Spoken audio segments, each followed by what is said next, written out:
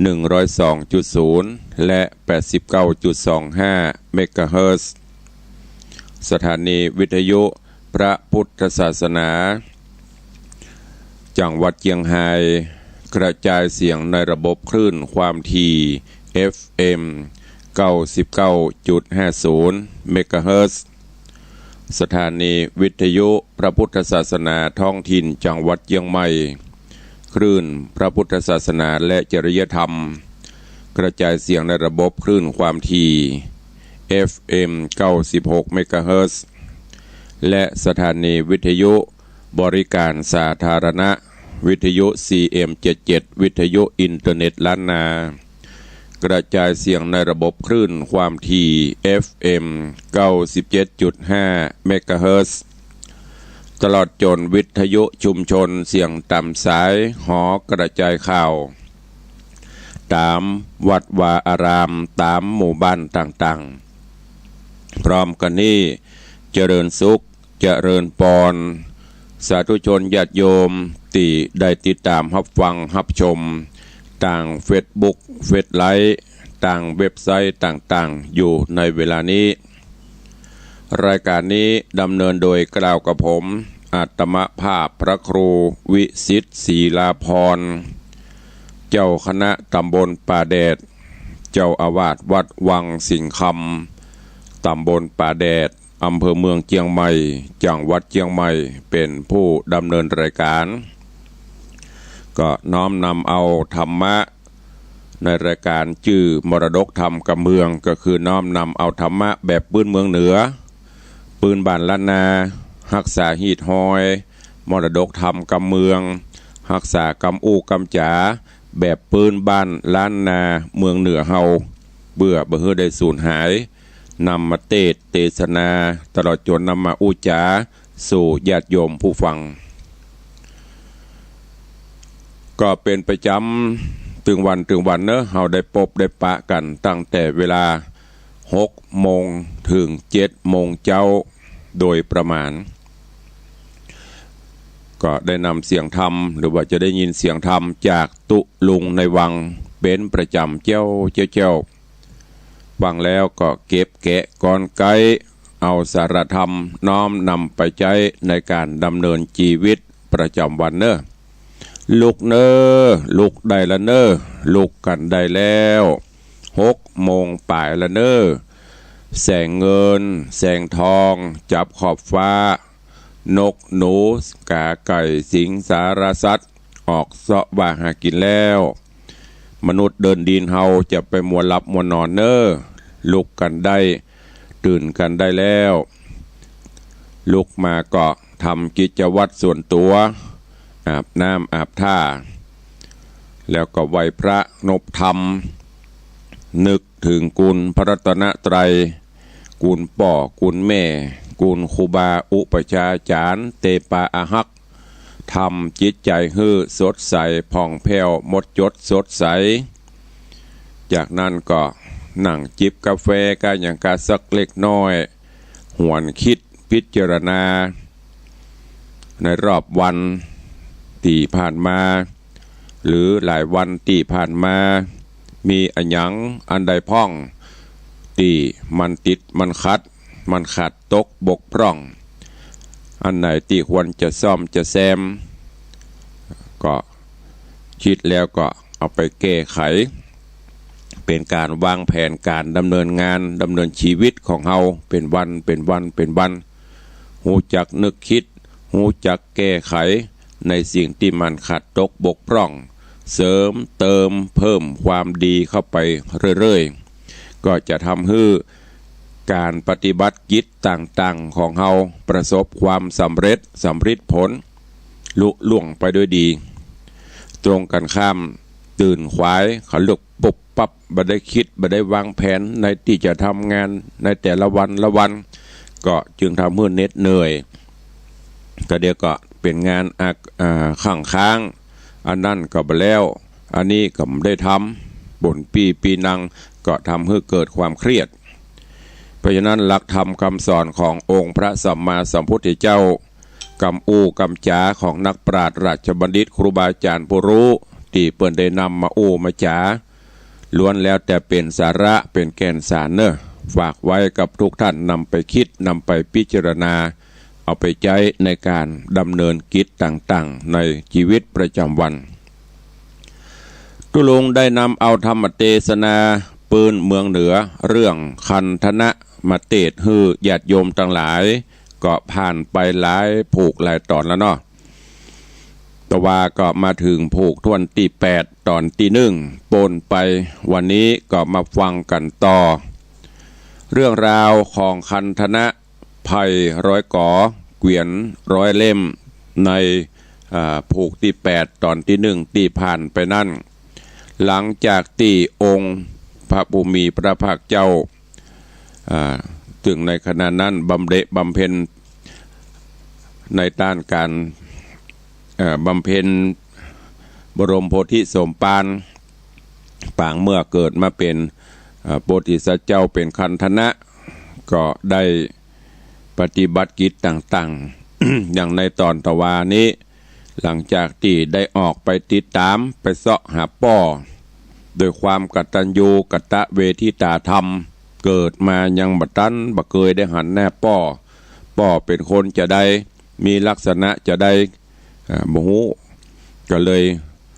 ตั้งจิตอธิษฐานแน่วแน่จะไปเสาะหา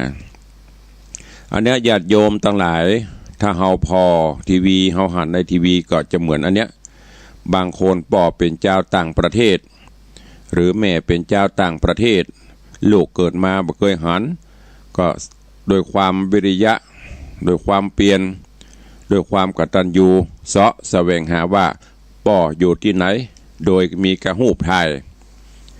เสาะหาจนสุดท้ายก็พบก็เจออันนี้ก็เหมือนเดียวกันโพธิสัตว์เจ้าคันธนะหูจากแม่ว่าหือวัดหอยตีนจ้างจะไปเสาะหาเตอะน่าถึงบัดนี้คันธนะดันโดนไปตามป่าเขาลำเนาภัยก็ยกมืออธิษฐานจิตไหวกุลพระกุลเจ้าเตปาอาหักสิ่งศักดิ์สิทธิ์ทั้งหลายด้วยบุญญาบารมีองค์อมรินทร์พระอินทร์เจ้าฟ้าอยู่บนสวงสวรรค์จันฟ้าก็ส่องหูเล็งหันด้วยความวิริยะอุตสาหะโดยความกตัญญูกตเวทิตาธรรมเป็นหลักก็จึงได้เสด็จลงมาแถลงเปตเป็นจ้างแล้วก็ประทับหอยตีนเพื่อที่จะให้ลูกได้หันได้หูสุดท้ายมาก็ได้ได้จ๋าได้สอบถามกันจนหูเรื่องราวต่างๆองค์อมรินทร์พระอินทร์เจ้าฟ้าที่เป็นจ้างก็สั่งเสียโพธิสัตว์เจ้าคันธนะต่างๆนานาจนสุดท้ายแล้วก็ล่ำลากันจ้างตายไปคันธนะก็ถอดเอางาตามกรรมที่พญาจ้างได้บอกได้กล่าวกุสิ่งกุอย่าง จากนั้นคันธนะก็นั่งงาจ้างสะหยองซานเหาะเหินเดินอากาศไปตามจะปิกบ้านปิกจองละเพราะว่าในระหว่างนั้นก็ได้ผ่านเมืองหนึ่งคือเมืองตักกศิลาที่เมืองตักกศิลานี้ก็ประสบว่าวันนั้นโอ้ป่อพญาเจ้าเมืองมีใจไข่พอฟ้าไข่พอปนห้องจากบ้านเฮาก็คือมาสูดอากาศบริสุทธิ์ไข่ป่องป่องก็คือหน้าต่างเบงจรบัญชรก็คือป่องก็คือหน้าต่างแต่ก่อนว่าไข่ป่อง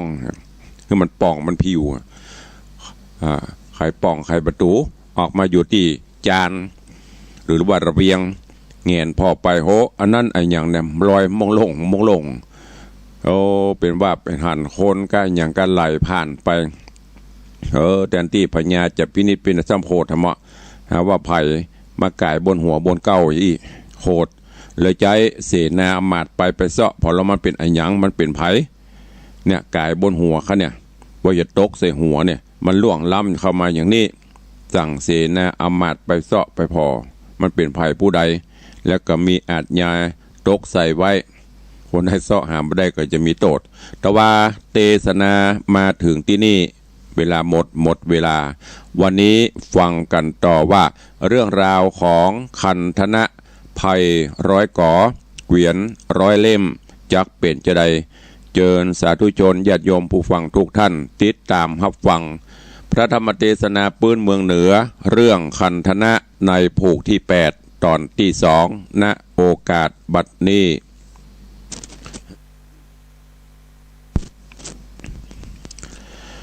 นะโมตัสสะภะคะวะโตอะระหะโตสัมมาสัมพุทธัสสะ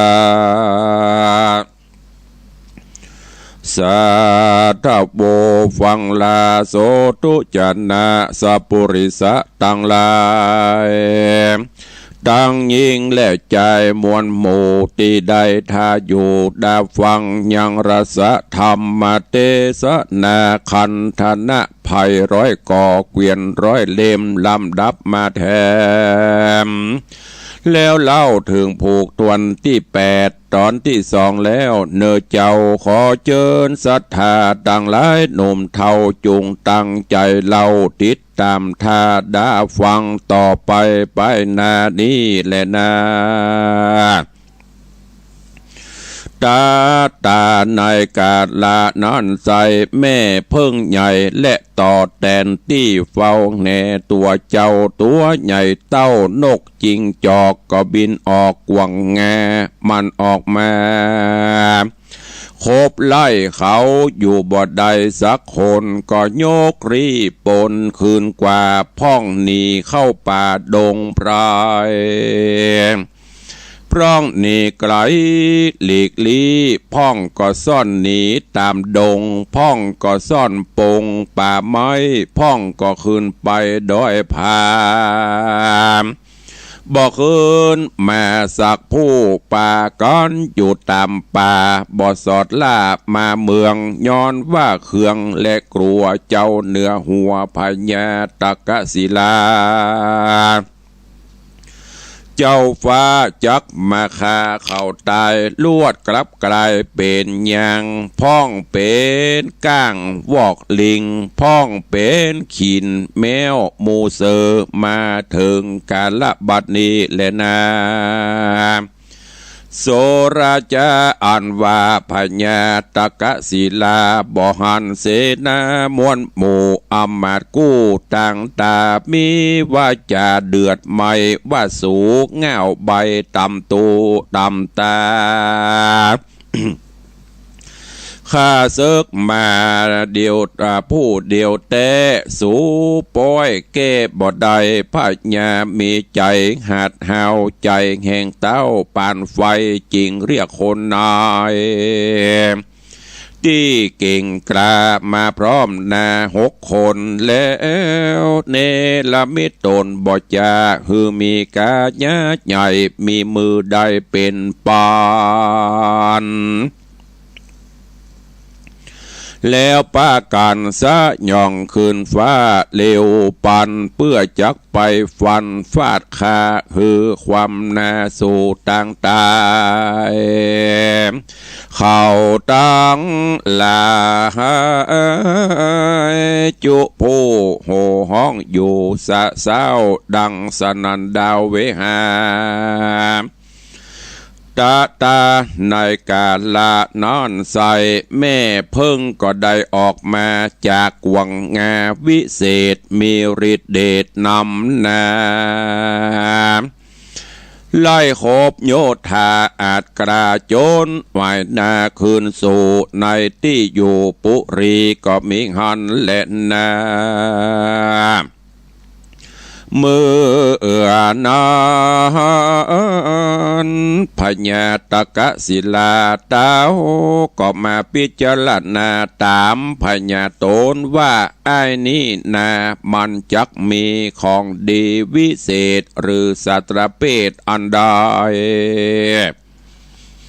กูจักได้ล่อเอาไว้กันกึดใจได้แล้วก็เรียกเสนาแก้วเข้ามาว่าสู่จุงแต่งดาเอาไว้กึดดอกไม้ปูจา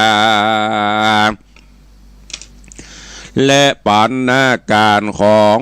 ฝากเสนาหากเข้าใจก็เร็วไวบอดจะแต่งดาทาจุอันแล้วรีบเร็วปันพร่ำพร้อมนำมายื่นน้อมพญาแล้วก็ปากันไปไหวโตนเต้าไทยแล้วพญาตกศิลาก็พันละนากล่าวว่าข้าแด่เจ้าฟ้าตนวิเศษมีฤทธิเดชอันใหญ่ตนภาพไตลุ่มฟ้าภาพเหนือนาปัทวีเตจาฤทธิเก่งกล้าอันผู้ขาตั้งหลายตั้งยิ่งใจม้วนหมู่หากเป็นผู้เงาใบเป็นคนไร้พระญาที่ผู้ขาดใดประมาทใดอาฆาตเจ้าฟ้าอันผู้ขาขอขมาก็ขออย่าเป็นบาปเป็นกรรมหยาบนาติดแปดผู้ขาตั้งลายขอได้ภายได้โพดและลดโทษแก่ผู้ขาขอเจ้าฟ้าผู้บานไปสั่งสอนปัจจาราชอันข้าพระบาทมวลหมู่ตังก็อยู่ในปาราบอนี้ผู้ข้าต่างหลายขอน้อมถวายปุรีขอหน่อมุนีองค์อาจหับกรรมอาราธนาไปเป็นพระญาเจ้าฟ้าฮือผู้ข้าเจยบาน ย้อนสมปานปาลมีพ่องเตอะว่าอันก็มีหันเล็ดนาสอดทาอันว่ามหาสัจเจ้า ตนองค์อาจก็หับกรรมอาราธนาแห่งปัญญาตกะศีลาแล้วเสด็จมาสู่ภาศาสอันมีอมาตย์และเสนาปากันมาแวดเฝ้าโนบน้อมเกลาวันตาส่วนพญาตกะศิลาโตนหยาบจ้าอาธรรม บอกกลัวกามมืดเศร้าก็มาอยู่เฝ้าก็มาเฝ้าฟู่เจียนจะอยู่ไปมาหลายประการก็ถามนอโปที่ยันเจ้าว่าข้าแด่มหาราชเจ้าตนเป็นเก้าโหประจาอันผู้ข้ามาสั่งกาใจว่าเหตุใดเจ้าจริงมีเตจาฤทธิองค์อาจหรือจักมีศาสตรเพศมีของวิเศษกับตนเกิดเป็นคนนี่นาป้อยจักว่าบอกเกยหันก็อัศจรรย์แก่ใจว่าเหตุใดเป็นดังอีขอเก่าจี้ปันมาเมื่อนั้นเจ้าใส่ใจองค์อาจตนเป็นเต้าราชประชาเกาะเจียนจาตันเล่าว่าดูราเจ้าพญาเฮานี้นะบอกมีของอันดีวิเศษศาสตรเพศอันใดเฮานี้ใส่ก็มีไม้เต้าอันนี้แหละนะส่วนพญาเต้าไทยก็ถามไปแถมว่าไม้เต้าอันนี้นะจักมีจ้องใจดีเยื่องใดขอได้ไข่กล่าวได้หูพ้องเตอะว่าอันก็มีหันเล็ดนาสาธาอันว่าหนอโปธาที่ไวก็เอาไม้เต้ามาแล้วบอกพญาเต้าไทยว่าอันไม้เต้านี้กันเอาเก้าจียังสัตว์ตั้งหลายเตียงจักตายบ่ไว้กันจีไปในน้ำก็จักแห้งซ้ำเหลือสายเอาจียิงใจตั้งหลายก็ล้มตายมวยมางบ่เหลือข้างคนใด การเอาตั้งป่ายจี้ใส่คนตั้งหลายมวลมากอันตายไปจากโลกาจากปิกขึ้นมาดังเก่าเป็นคนเราดิเลการดูกมีสะน้อยจักกราดกร้อยปิกขึ้นมาส่วนพญาตกะศิลาต้นปาราบาปเศร้าก็โลมเราเอาว่าอันผู้คาบ่เชื่อจับหลังเตื้ออาทันเพราะบ่เคยหันกับตาขอมหาราชเจ้าเอาไม้เต้าจี้ใส่หือขาได้มรณาแล้วจี้ปิกขึ้นมาอย่างเก่าแดดเตอว่าอันเมื่อนานกันธนะหนุ่มเนาตนเป็นเก้าประจาเอาไม้เต้ามาจี้ใส่พญากอดได้มรณาตายต่อหน้าอำมาตย์ปัจจานราชทั้งหลายการพาญาตายดีแล้วพระตนแก้วตี้ไวก็เร็วไวฟังเฝ้าเอาไม้เต้าตั้งปายด้วยเตจะลายนั้นใส่ก็มาจี้ใส่พญาก็ปิกขึ้นมาดังเก่าเป็นคนเราเหมือนเดิมก็มีหันเล่นนาเมื่อนั้นพญาตกะศิลาก่อนตายคืนมาดังเก่าก็รีบถามเจ้าพุทธาว่าจีผู้ข้าดีแล้วยังกล้าดแกล้วบ่ตายข้ารับบ่ได้แล้วตื่นบ่แจงจื้นดังฟาน จากเนี้ยสันใดจาฮือผู้ข้าได้เชื่อและนาขอมหาราชเจ้าเอาไม้เต้าฮือข้าแล้วจักจีเจ้าฟ้านอนเนาก็เอาไม้เต้าวิเศษมีฤทธิ์เดชนำนายืนฮือพระญาตกะศิลาแล้วมีวาจาตานเล่าว่ากันข้าเขามรณาอย่าลืมสัญญาบอกไว้โตนเต้าไทยบอกเราเฮือพระญาเจ้าตกะศิลามีนาหลายประการก็มีฮันและนาโสราชาส่วนพญาตกะศิลากันใดไม้เต้ามาดังใจก็เร็วไววัดวาดจี้ใส่เต้าราชนอพุทธาก็มรณะก้อยกาดชีวิตขาดวำไว้การวัดตายดังใจโตนเต่าไทยตกะศิลา ก็ฮือเศษนามวลหมู่อำมาตย์กู้เตรียมใจปากันเอาไปสัดขว้างที่นอกคังปุรี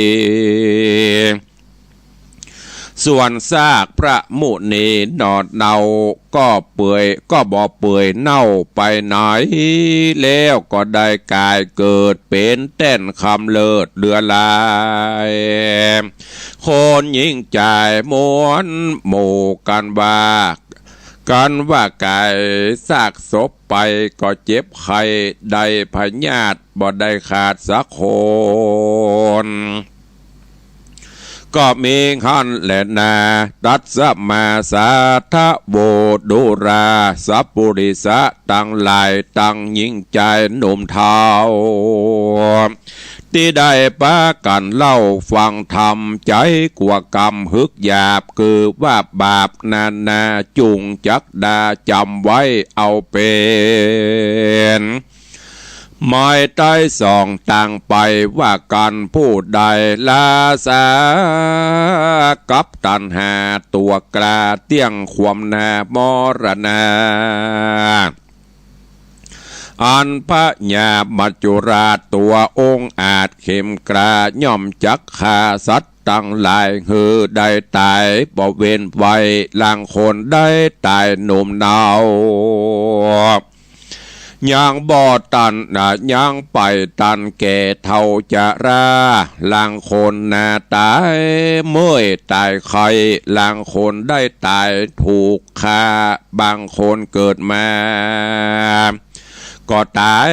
สัพพะสัตตากอันว่าสัตว์นานาน้อยใหญ่มีพับไขว้โลกลาสุขทุกข์พร้อมนามีมาวันเกิดนะเฮาหูใดวันตายบ่มีภัยอาจมาว่าจักตายยามไงยามเจ้าตลอดต่อเต้ายามใดกวนพิจารณาไปหือที่แจงบาปบุญกรรมแต่งปันไว้ลางคนได้สุขแต่น้อยอยู่จืนจอยตีขาเงินคำขาจุสิ่งมีมากยิ่งบ่พรเพราะบุญปางก่อนนั้นนาสร้างไว้หลังคนทุกข์ยากไรอนาถาขอกินตานมาเลี้ยงใส่แสนทุกข์ไรเข็นใจลางพ่องก็ได้มีบัญญัติมาต้องปาดกาญาเปียที่มาถูกต้องย้อนกำจ้องปังลางมาปะปังตอบใส่หือได้ให้และดีลีเฮาเกิดจัดนี้เป็นคนยอมเป็นมงคลลำเลิศย่อมประเสริฐกว่าสัตว์นานาว่าเฮาเกิดมาหนึ่งจาดอย่าได้ขาดเมตตาธรรมจักเป็นเครื่องกำจุนโลกหือปนโศกขีกามองปีเข้าของบ่ไรเปียที่บ่หอนใดมหายอมจากป่าหือใดสุขโลกใดเมืองคนสุขเมืองโบโหนฟ้าอากฟ้าเมื่อไปนาบ่สงสัยบ่อยากจะเล่นนาที่นี้จักวันนาจะเล่าถึงนางนอดเนาสีดาอันอยู่เมืองประจำปานครใจดังกล่าวไว้แต่โหนหลังมินิยายยังไปแจงพระหญิงแสงเตสนาวาดูลาพญาอินตาธิราชอยู่ภาศาสเมืองสวรรค์จุงปากันฟังต่ออันนางนอนเนาสีดาหูบโสภาบ่อเศร้าเลี้ยงลูกเต่าอยู่ในปุรีได้16 ปีขวบเขาเต้าพญาและอำมาตย์และไพรราชประจาต่างก็มาปรึกษาวาดลูกนางสีดาบุญภายคือว่าเจ้ากันทะจันองค์อาจและลูกนางนาฏสีวายต่างก็ได้เป็นบุตรตาเต้าพุทธากันธนราชร่วมพุทธบาทเดียวกันกวนแบ่งปันปุรีเฮอเจ้าบุญมีกันทะจันและแบ่งปันเฮอเจ้ากันทะเนตรแล้วปักเขตปุรีเฮอแมนตีตามธรรมกันไข่กำเมียนแล้วอำมาตย์เกี่ยวผู้ฉลาดก็โอกาสเป่าห้องไปตัวต้องปาลาฮือประจาไพรไตหูแจงควายจุคนก็มีหันและนาเนติตังขีญาสังวันนาวิเศษจาห้องเหตุกันธนะผูกทวนที่8ได้กดแขวดเล่ามาขอมูลลาศรัทธา มวนหมู่ก้อยโอ๊ตถ้าอยู่ดาฟังผูกนี้ยังไปแจงก้อยฟังแท่งต่อไปไปนาก็มีโดยประการดังนี้แหละนาก็บังโกมสมเรศสเดชก็จบไปหนึ่งผูกทวนที่8ตอนที่2จบปริปุณนังไปเรื่องราวในตอนนี้มาถึงตอนที่โพธิสัตว์เจ้าคันธนะหลังจากที่ป่อพญาจ้างได้สั่งลาแล้วก็ได้มอบของวิเศษคืองากับไม้เต้าเอาฮื้อจากนั้นหลังจากที่เมียดสรีระร่างของป่อที่ในจ้างแล้วโพธิสัตว์เจ้าก็ออกเดินต่างต่อไปจนไปผ่านเมืองตักกะศิลาอย่างที่ได้กล่าวแต่หนหลังกำลังล่องลอยสยองซานพญาเมืองตักกะศิลาหันโดยความตีปนห้องอย่างถือต้นถือตัวใหญ่ลำไปภัยกายกับได้หันเปิ้นกายตั้งบนหน่อยก็เป็นโคดสั่งเสนาอำมาตย์ไปเสาะไปหาพอเสาะหาได้แล้วก็ประสบกับว่าสู้เปิ้นบ่ได้เสนาอำมาตย์สู้กันธนะโพธิสัตว์เจ้าบ่ได้เพราะมีขวนจุ้ยเดี๋ยวก็โดนเพิ่งโดนต่อโดนแตนพลั่งปรูออกมาจากกวงงาจ้างไหลบี้ได้อย่างจนโอ้ไผ่ก็สู้บ่ได้เนี่ยจะได้ก็ปราบบ่ได้จุ้ยบ่ได้เอาล่ะคันจะปีกมาเมืองศิลาตะกะศิลาปู่พญาก็จะทำโทษประหารเนี่ยจะได้ต่างคนก็ต่างหนีตายเข้าป่าไม้ไปเข้าป่าเข้าไผ่ไปบ่ปีกมาละจนกระทั่งหมู่นั่นก็พวกลวดกับกายไปอยู่ในป่าในดอยไปเป็นเจ้าเขาก็มีหรือไปกลายเป็นวอกเป็นก่างเป็นลิงก็มีไปเป็นเจ้าป่าเจ้าบ้านเจ้าเขาเป็นอย่างประกอบโปรเวมาเป็นยางเป็นเป็น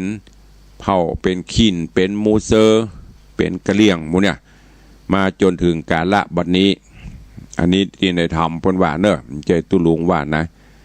เนี่ยเพิ่นหนีพญาเมืองตะกะศิลาเพราะว่าพญาตามอาจญาป่อพญาบ่ได้ก็เลยลวดอยู่ตำป่าตำยังไปก็เลยเป็นที่มาที่ไปอย่างมาเดียวเนี่ยก็มีพี่น้องเจ้าเขาเจ้าดอยเพิ่นก็อยู่ของเพิ่นมานับมาจากโบราณกาลส่วนข้าศึกทั้งหลายหมู่นั้นก็หนีกันไปหมดป่อพญาก็มาคือจะว่าต้องเปลี่ยนแผนพญาตะกะศิลาก็เลยเปลี่ยนแผนเอาเป็นใจดีสู้เสือยอมฮือเสนาอำมาตย์ดาขันเข้าตอกดอกไม้เครื่องสักการะว่าเขายอมการละเขายกเมืองเนี่ยฮือท่านเจ้าเป็นผู้ดูแลปกครองเตอะเจิญเข้าสู่บ้านสู่เมืองโพธิสัตว์เจ้าคันธนะก็หลงเชื่อฮับแล้วก็เข้าสู่บ้านสู่เมืองไปถึงปราสาทราชมนเทียนขึ้นสู่ห้องท้องพระโรงก็เริ่มแผนการละพญาเมืองตะกะศิลาก็ประเกณฑ์ของต่างๆคือหมดคือเอาเจอป่นตายใจอะจากนั้นก็ถามว่าท่านเจ้ามีของวิเศษอันใดจ๊ะเสนาอำมาตย์ข้าทาสเจ้าบริพารของขบาทลดลงมาว่าลดตัวเก่าอู้ม่วนล่ะของขบาทเจ้าสู้กับป้อมไหวเย่กับมาได้มีไอ้อย่างวิเศษพ่องโพธิสัตว์เจ้าก็ด้วยความซื่อของเปิ้นสัจจะวาจาความอู้กำจาก็เลยบอกมดว่ามีไอ้อย่างพ่องใจจะได้พ่องเอาแถลงเอาอู้ออกไปให้มดสุดได้พญาตะกะศิลาโอ้บ่เชื่อกำอู้บ่ได้มหันของจริงถ้าอันขบาทเจ้าลองขอทดลองก็พอเหรอลองจี้ขบาทเจ้าเนี่ยถ้าไปจี้คนอื่นก็ตายเลยไปลืมเนื้อตายแล้วจี้ปีขึ้นมาก ด้วยความซื่อโพธิสัตว์เจ้าก็ลองเอาไม้เต้ามันจะลองเอาไม้เต้าน่ะจี้พญาก็ตายสักกรรมด้วยความตกใจก็ฟังเอาตังป่ายมาจี้ก็ปิกขึ้นมาพญาเจ้าเมืองบอกว่ายังไม่เชื่อเด้อขอทดลองด้วยตัวเก่ากำเตอะจะเชื่อโพธิสัตว์เจ้าก็เอาไม้เต้ายื่นหื้อถ้าไม่เชื่อลองพอจี้คาดนี่แล้วก็ไปลืมนะจี้คาปิกขึ้นมาเป็นคนเถอะนะพญาเจ้าเมืองก็เลยได้ทีกับนี่ได้ไม้เต้าก็เอาไม้เต้าน่ะเอาตังเกาจี้โพธิสัตว์เจ้าคันธนะโอ้เรียบร้อยปุ๊บตักหงายบึ้ง แล้วมันจะไปจี้ปีกขึ้นมาเยอะๆเนาะเพราะว่าเป็นแผนการเมื่อเปลี่ยนจะอันตายหมู่อันพญาเมืองตากศิลาก็เลยสั่งฮือเสนาอมาตย์เอาร่างของโพธิสัตว์เจ้าเนี่ยไปกำจัดเอาออกไปก็เอาไปละไว้ปรากฏว่าร่างปนกับบะเน่าไปหยังกลายเป็นหินอยู่แล้วก็คนที่กายไปให้กายมากายไปหินก้อนเนี้ยมักจะเจ็บไข้ได้ป่วยมักจะเป็นหั่นเป็นนี่แหละ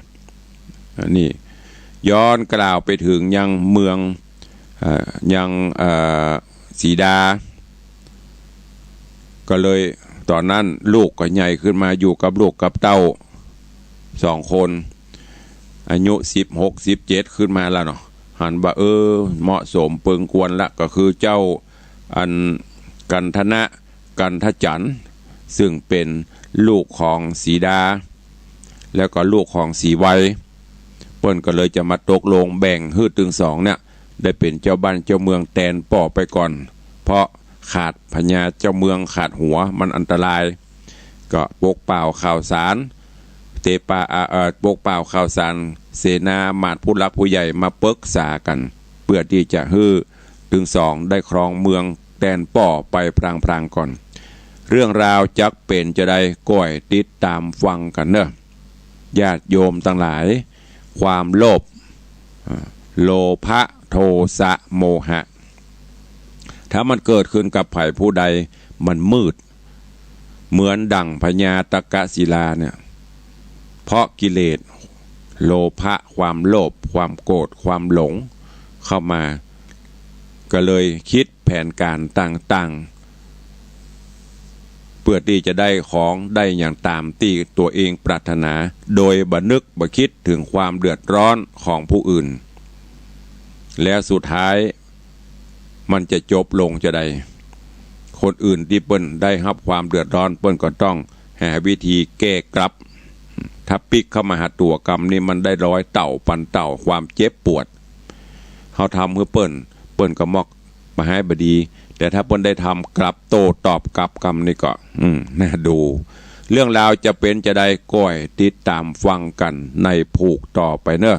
วันนี้ก็ขอโป่งวางไว้แต่เพียงเท่านี้ขออนุโมทนาขอบคุณเนอะญาติธรรมญาติโยมสาธุชนทุกท่านที่ได้ติดตามรับฟังตลอดจนกราบขอบพระคุณครูบาอาจารย์พระเจ้าประสงค์องค์เนนหลายวัดหลายวาหลายรูปหลายองค์ครูบาอาจารย์ก็ฟังอยู่เวลาไปหั่นไปนี่ไปปบไปปะกันเพิ่นจะบอกผมก็ฟังท่านเจ้าเทศอยู่เนอะอย่างเนนก็จะบอกเก้ากับผมฟังท่านอาจารย์เทศอยู่เนอะครูบาอาจารย์ผู้เฒ่าผู้แก่ผู้หลักผู้ใหญ่เพิ่นก็บอกว่าฟังท่านพระครูอยู่เนอะก็ขอกราบขอบพระคุณในเมตตาที่ได้สละมานั่งฟังตลอดจนญาติโยมทั้งหลายตัวได้รับฟังน้ำฟังธรรมกล่าวกับผมอาตมาภาพก็จะพยายามรักษาหีดหอยเตดตลอดจนกำกำจ๋าก็พยายามส่วนมาก90%เป็นปื้นเมืองกำเมืองเพิ่นบอกว่ากำเมืองถ้าเฮาบ่แล้วไผจะเนี่ยก็ลวดฝากไว้กับญาติโยมทั้งหลายเนอะช่วยกันรักษา สิ่งต่างๆที่บรรพชนเฮามีไว้บ่ว่าจะเป็นวัฒนธรรมการกินการอยู่การการจ๋าบ่ต้องไปเอาของเปิ้นแม้แต่พระเจ้าลันเธอพระองค์เจ้าอาทิตยาเปิ้นก็ยังบอกอย่างที่ไทยได้ดูคลิปนะฮือรักษาท้องถิ่นของเฮาไว้รากเหง้าของเฮาไว้บางคนอย่างประเด็นในที่ตุลุงแอนตี้ตุลุงบอกประทับใจที่สุดก็คือป่อกับเมืองแม่กับเมืองแต่เสือกดันมาอู้กันเป็นป้ามาม้าอามีอาแม่อันอย่างกับบ่ฮู้ฟังแล้วเป็นดีหมั่นไส้ป่อก็เมืองแม่กับเมืองบางพ้องก็สุมาเตอะหัวไม่ตีนเหมือนเกตหอยเนี่ยมาห้องกันเป็นป้ามาม้าเฮามีใจเชื้อสายจีนจีนคนจีนเปิ้นก็ห้องของเปิ้นไปเปิ้นรักษาของเปิ้นเฮาเป็นคนเมืองลืมหลากเงากันไปหมดไปเอาเป็นอันยังบ่ฮู้ของตาของยายป้าอุ้ยอีป้ออีแม่ก็เหมือนกันเนอะที่ฟังตุลุงนะที่ฟังอยู่เนี่ยขอเมตตาย้อนปีกมาของอุ้ยโอ้ฟังแล้วมันแน่นใจนะโอ้เอาอันนั้นมาให้อุ้ยกับมาเอาอันนั้นมาให้มอนกับมาอย่างนี่คือรากเงาของบรรพชนเฮาอันนั้นมาให้ยายกำอันนี้มาให้ตากำโอ้ยเฮาใจเป็นคนบางกอกมาได้แต่ก่อนเนี่ยอีป้ออีแม่อย่างฟังปนอู้กันนะถ้าเฮาบ่รักษาไว้หมู่เนี่ยหายเตี้ยละอ่อนมาตานขันเข้าหรือมาท่านละอ่อนนะหมู่บ่าวเนี่ยหมู่บ่าวหมู่สาวรุ่นใหม่เนี่ยอันสู่เขาหู้จักมุยก่อปะต้นลุกเล็กหัวสู่เขาหู้จักพักละก่อหมูพักแคบเหรอสมัยใหญ่เนี่ยเป็นที่มาที่ไปที่ตุลุงเตดกำเมืองเน้นกำเมืองกำเมืองกินน้ำพริกน้ำปูกำเมืองฝากไว้กับทุกท่านในเจ้าวันนี้เนอะขออนุโมทนาประชาสัมพันธ์เนอะญาติโยมต่างหลายงานทำบุญใกล้เข้ามาที่วัดฝ่ายหินวัดหนองกายก็จะมีงานกฐินในวันที่17ตุลาที่จะถึงนี้ก็เจริญปอนญาติโยมเนอะไปร่วมโมทนาสาธุห่วมกินห่วมตานงานกฐินด้วยกันซึ่งโดยเฉพาะสถานีวิทยุเขานี้ก็จะได้บำรุงสถานีตัวไผอยู่ที่ตั้งหนองกายก็ไปตู้หนองกายไผอยู่ตั้งใกล้ๆอันฝ่ายหินก็ไปฝ่ายหินเนอะก็ไปช่วยกันที่วัดวังสิงคำกฐินมหาทานบารมีมหากุศลก็วันที่22ตุลาคมเนอะ22ตุลาคมไผว่างก็มาห่วมกินห่วมตานด้วยกันมากินข้าวน้ำมาจำข้าวตอนด้วยกันเนอะส่วนกฐินก็สุดแล้วแต่จะร่วมโมทนาบุญเท่าใดก็ตามใจบ่ได้กฎเกณฑ์บังคับโยมเพิ่นถามตุลุงมีจะได้พ่องตุลุงก็เลยบอกเป็นประเภทไปเพราะว่าเป็นกฐินคณะสามัคคีโดยมีมหาวิทยาลัยไฟเทิร์นเป็นหลักในเมตตาปรมีของท่านอาจารย์วรินทร์บัววิรเลิศเป็นประธานแล้วก็มีอุบาสกมหาอุบาสกอุบาสิกาศรัทธาวัดวังสินคำเฮาตลอดจนพี่น้องต่างญาติธรรมในรายการตุลุงก็ร่วมกันสมทบอย่างที่ได้บอกไปประธานตอดกฐินร่วมก็มีพี่อ้ายธนวัฒน์ยมปีทัดพิชาสุสิงคำหรือปเลียงทรงก็เป็นศรัทธาอุปถัมภ์วัดเฮานี้ก็ร่วม1 ต้น100,000 บาทแสนปลายมันจะมาอยู่เขาก่อนเปิ้นนำมาร่วมถวายละ100,900ก็จะตัวมาอยู่โดยเฉพาะพี่อาธนวัฒน์นี่โอ้นับถือน้ำใจบุญใจกุศลของเปิ้นติดตามรอยติดตามห้อยป่อห้อยแม่แปลงตางไปฮื้อเป็นน้ำกินน้ำตาลเมื่อป่อเมื่อแม่เปิ้นมีก็กินตาลตุเจ้าขะได้อย่างโอ้ฮื้อมดสำเตือน้ำตาตกเหมือนกันเนอะก่อนฮอนก็ฮอนกับหมีก็ขอไผ่ใจโยมไปห้องอุ้ยมากำพี่ไอธนวัฒน์ก็ต่างอุ้ยลองมาตอนนั้น ปออุ้ยสิงคำแม่อุ้ยหมอนสุยังมีอยู่ใหญ่ๆตุลุงตุเจ้าเขาแค่ได้นะอุ้ยห้องหลงห้องพระเนี่ยมันฮ้อนเพื่อญาติโยมเปิ้นมาตัวนะตาใดก็บอกฮู้นะเปิ้นบอกว่าไปซื้อเถอะเดี๋ยวอุ้ยจะจัดการออกฮื้อก็ไปจะตั้ง20,000 ปลายใครแปลงอันนั้นใครแปลงอันนี้ตาลมด2 เท่าประเดี๋ยวนี้เปิ้นจากไปอยู่บนสวงสวรรค์ลูกตืบแตนมาแล้วก็เป็นบุญบารมีของวัดของศรัทธาของตู้เจ้าตัวพี่ไอ้ธนวัฒน์เวลาเขาได้อย่างบอกเปิ้นก็จุ้ยก็ห้อมมาก็เพราะหลังๆมันนี่ก็โหหลายแสนละก็ต้องอนุโมทนาเนอะนอกจากนั้นก็มีท่านสทมนิตบุญยวงปีสายจันทร์หรือบ้านเฮาห้องยมพิพักษ์ก็ช่วยร่วมเป็นประธานร่วมแถม100,000 บาทนี่ก็อุปถัมภ์วัดมาตลอดเหมือนกันจากนั้นก็มีของป่อดวงคำแม่จันตาคำพุทธพร้อมลูกหลานก็ศรัทธาวัดเฮานี่ก็ร่วมเป็นประธานร่วมทอดกฐินแถม1 ต้น 100,000 บาทก็มียมแม่อุ้ยมอนจันจื่อแต่ในสำเนาทะเบียนบ่จื่นแม่อุ้ยจันแม่จันบ้านเฮาห้องแม่จันติ๊บหรือแม่ติ๊บณวงศาพร้อมลูกหลานก็ร่วมแบบเป็นเจ้าภาพแล้วก็มีแถมหลายๆท่านที่กำลังกึดใจอยู่จะโตยมาอันนี้เป็นกฐินมหาทานต้นเพชรส่วนกฐินมหาทานต้นทองต้นละ10,000ก็มีของพ่ออาจารย์บุญมาแม่ตุนแก้วท่าคำแปงรวมมา1 ต้นตานไว้ไปหน้าก็มีของพี่ไอเสน่ห์ยมปีของแก้วดวงจันทร์คำแหม2 ต้นตานฮือปอดดวงจันทร์แม่ปิมปาแดงตาตัวก็ขออนุโมทนาบุญขอบคุณเนอะใครจะมากินห่วมมาตานเติงกับตุลุงกับทางวัดก็มาได้เนอะพี่น้องศรัทธาไม่ใช่ว่าโหเปิ้นหอมก็เป็นแสนเปิ้นหอมก็เป็น10,000เฮาไปหอมเป็น100เป็นพันเพื่อจะเอาเอาหมดเงินมันจะมาถึงล้านมันก็ต้องมาจาก25 สตางค์วิทย์ไป25 สตางค์มันก็บ่เต็มล้านนี่คือบุญที่ตุลุงบอกไป